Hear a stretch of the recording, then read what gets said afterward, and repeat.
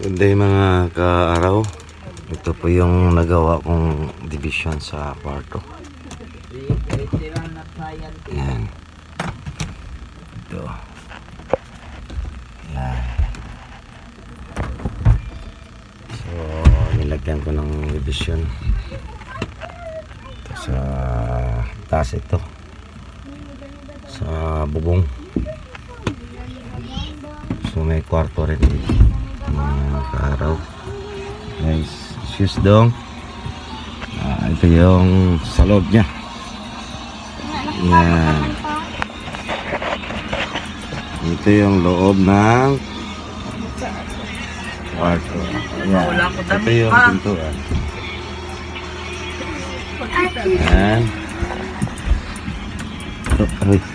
Ito yung sa loob niya. Sa taas po ito sa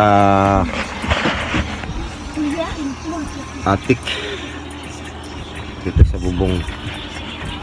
So ito naman po yung na-install ko na aircon na inverter. So yan po, gumagana po yan. Dahil sinubukan ko yung aircon na inverter sa gabi at sa araw po.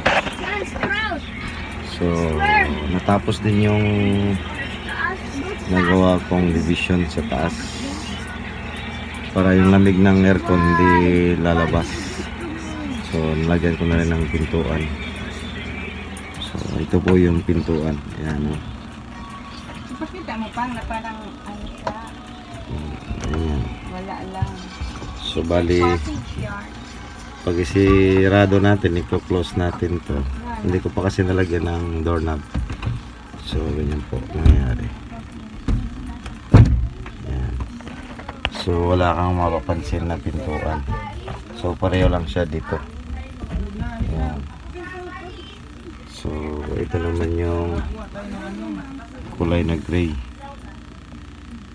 Ayan. So okay na po kasi yung sarap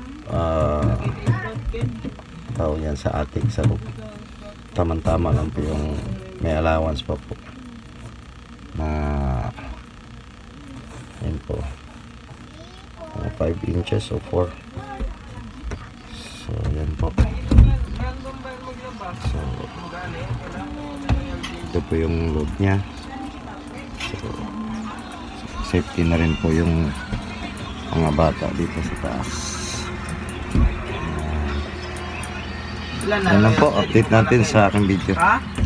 Salamat po sa panonood at sa pagsuporta at sa pag-follow sa akin.